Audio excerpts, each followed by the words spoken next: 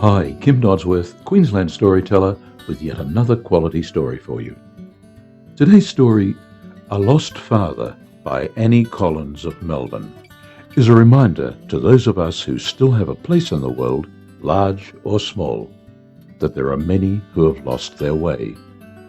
We see them shuffling aimlessly along the streets, going from somewhere to nowhere, the butt of our jokes, blots on the landscape of our middle-class mediocrity.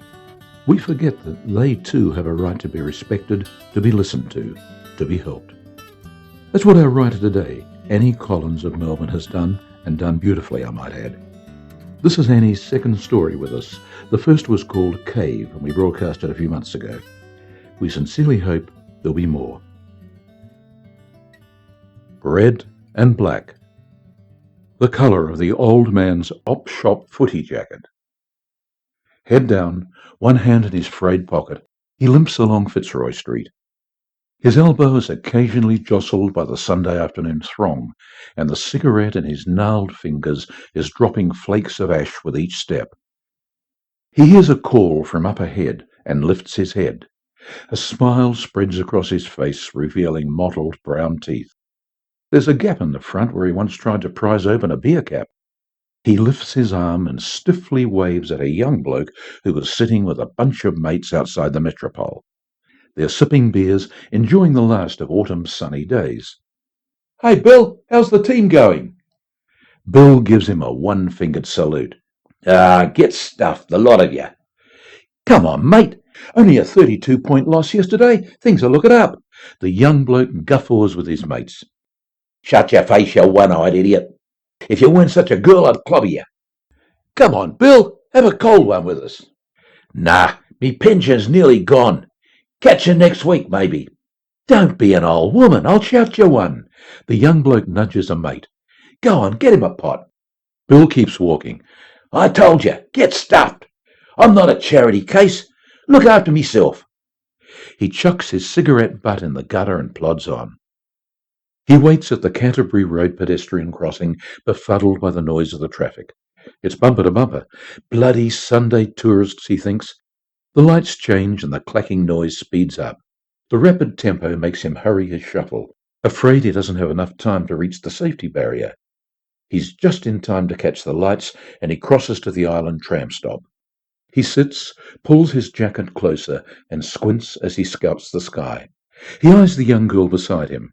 She's sucking on a Winfield Blue. Weather's a bit of rough, eh?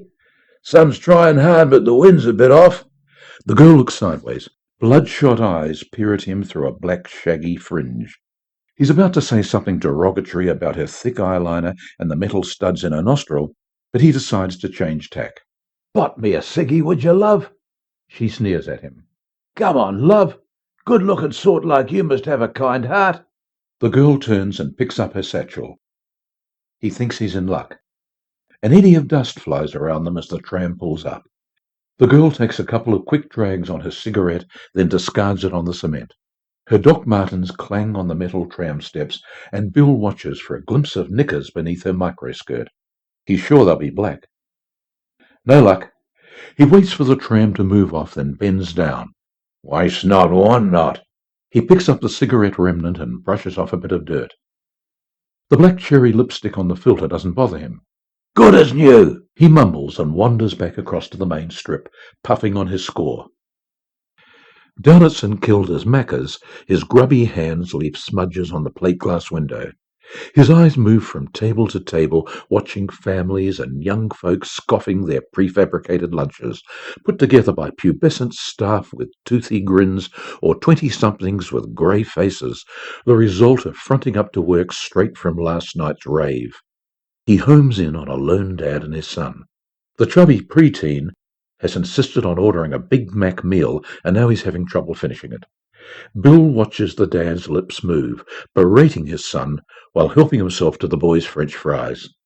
"Don't force yourself," Bill mutters. "I'll help you out."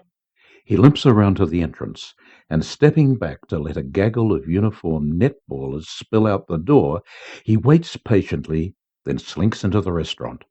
He seats himself at a table next to the father and son. The father picks up a napkin and wipes mustard sauce off his son's chin. "Come on, That's enough. Let's go. Bill is onto their leftovers like a seagull swooping on a hot chip thrown at the beach. He grabs the half-eaten hamburger and shoves it in his mouth, then gathers the remaining chips, an almost full cup of lemonade, and heads back outside. He knows better than to dally and consume his scavenged meal inside. Last week, he'd been ejected by the manager after some stupid woman had complained about his rank odour. "What's your problem, you fat cow? I wash me face and hands every other day." His hunger satiated, he moseys down to the Espy and plonks himself on the front steps. He stares at the mixed crowd, the women in their designer jeans, pink cut-off quilted jackets, and the men in their loose shirts, designer T-shirts, and suede boat shoes. Bunch of puffs, he thinks. A loud cheer comes from inside as a rock band takes to the stage. The bass is thumping, and a male voice is screaming indiscernible lyrics.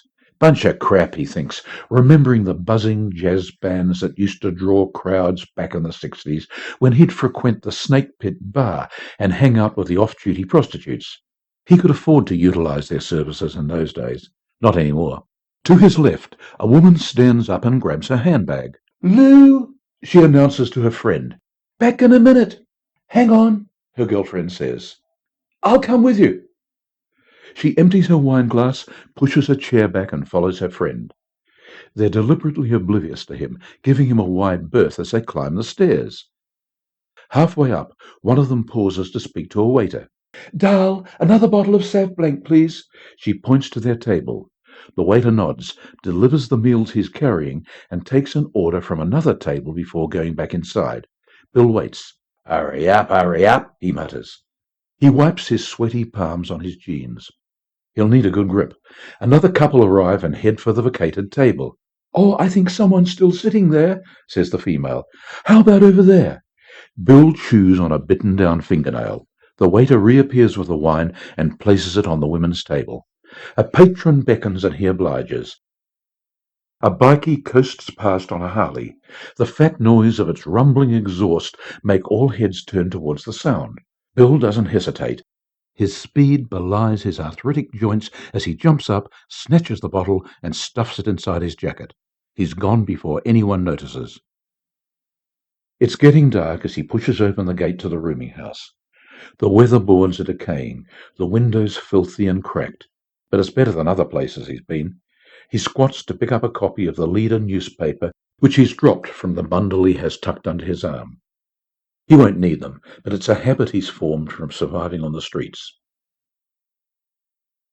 His roomie is sleeping face down on his cot. A half-drunk bottle of cheap brandy is lying on the floor next to him. The carpet near the neck of the bottle is stained brown. Bill throws his papers on the spare cot and picks up the bottle. He sniffs it, then takes a swig, screwing up his face as the alcohol burns its way down his throat. Another swig, then he sits on his mattress, placing the bottle back on the floor. He takes off his shoes, ties the laces together, then pushes the battered runners between the mattress and the bed base. On the bed, he lies with arms folded behind his head, staring at the peeling paint on the walls and counting the plaster leaves that form part of the ceiling rose, surrounding the light fitting which boasts a bare light bulb. He sits up and checks his roomie is still out of it, then leans over and forces his hand between the mattress and the wall. He finds the frayed slit he is seeking, and his fingers fumble for a moment before drawing out a crumpled yellow envelope. Inside is a wad of money and a creased, faded photograph. He pulls out the photo. It's a young girl. Her chin, her eyes, and the tilt of her nose are reminiscent of his. She's dressed in a blue cape. A mortarboard balances on her head, and in her hands is a scroll of paper. She's all smiles. He reaches into his pocket and pulls out a few more notes. He adds the money to the stash already in the envelope, then replaces the photo and pushes the bundle back into the hole in the mattress. His eyes are moist. One day, when he finds out where she is, he'll send it to her. And you've been listening to A Lost Father by Annie Collins of Melbourne. I hope you'll tune in again this time next week when I'll have another short story of quality for you.